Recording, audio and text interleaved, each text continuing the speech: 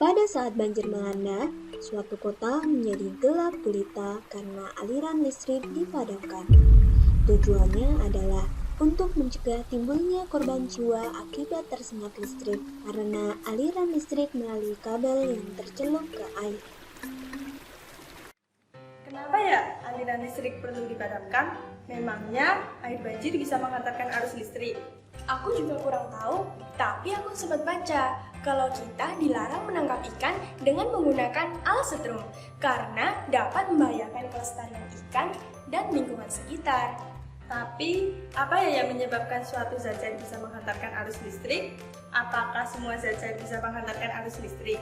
Sepertinya fenomena ini berhubungan dengan materi elektrolit dan non-elektrolit deh. Yuk kita pelajari dengan menggunakan video pembelajaran.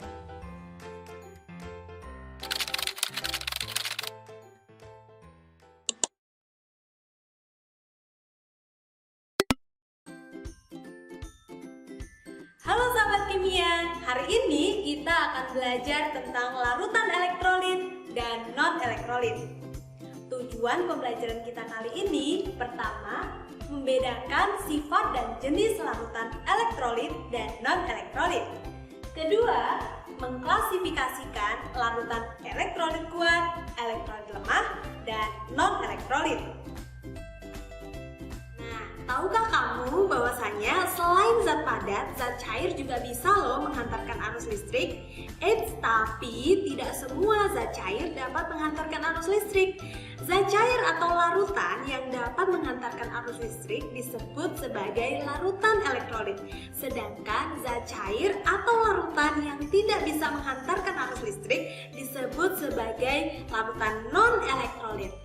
Lantas, apa yang membedakan suatu zat cair atau larutan disebut sebagai elektrolit atau non-elektrolit? Nah, yuk kita pelajari lebih lanjut. Menurut Svante Arrhenius pada tahun 1884, larutan dapat menghantarkan arus listrik karena zat terlarutnya dapat terionisasi menjadi ion-ion yang bergerak bebas. Ion-ion inilah yang dapat menghantarkan arus listrik. Contohnya pada fenomena penangkapan ikan dengan menggunakan alat setrum. Meskipun alat setrum tidak langsung mengenai ikan, akan tetapi ion-ion yang bergerak bebas seperti Na+, Cl-, Mg2+, dan ion lainnya pada air laut dapat menghantarkan arus listrik sehingga berbahaya bagi ikan dan biota laut di sekitarnya.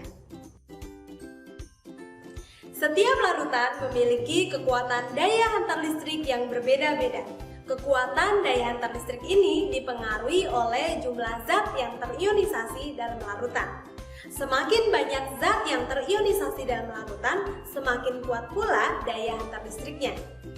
Nah, banyaknya zat yang terionisasi dalam larutan disebut sebagai derajat ionisasi atau dilambangkan dengan alfa.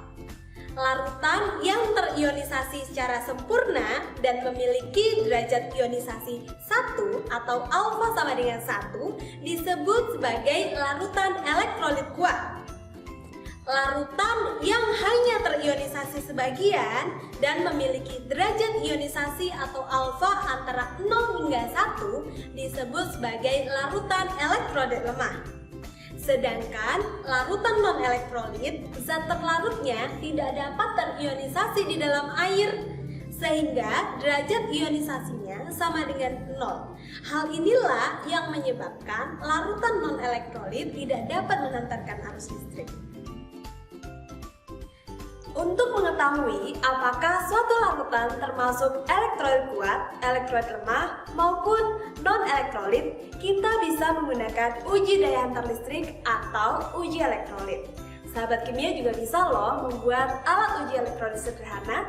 Alat dan bahannya meliputi batu baterai, lampu, kabel, elektroda, gelas kimia, dan larutan yang akan diuji. Alat tersebut bisa kita gunakan untuk menguji daya hantar listrik berbagai larutan.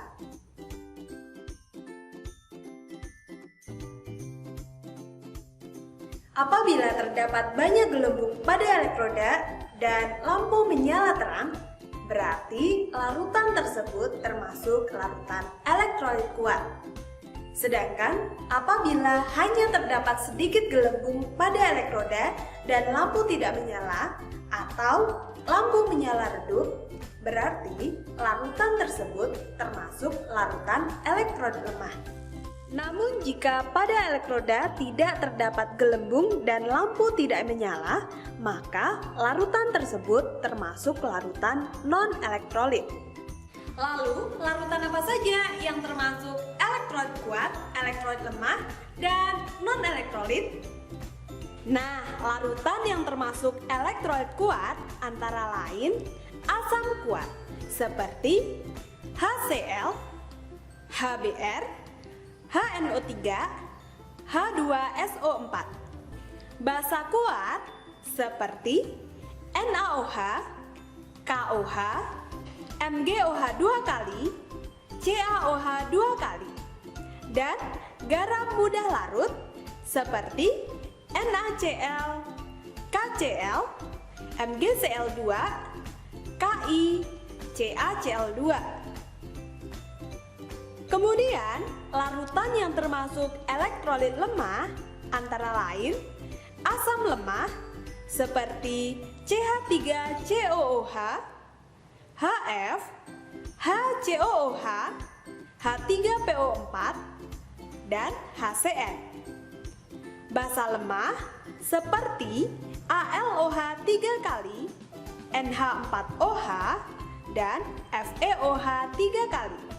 Serta garam sukar larut seperti AgCl, PbCl2, dan PbI2. Sedangkan larutan yang termasuk non-elektrolit antara lain larutan urea, larutan gula, etanol, metanol, dan lain sebagainya. Nah, kali ini kita sudah selesai mempelajari materi elektrolit dan non-elektrolit. Sahabat kimia bisa melanjutkan belajar di rumah dan membuat alat uji elektrolit secara mandiri, kemudian menguji daya hantar listrik berbagai larutan yang sering dijumpai dalam kehidupan sehari-hari. Baik, sekian video pembelajaran kali ini. Tetap semangat dan sampai jumpa pada video pembelajaran selanjutnya.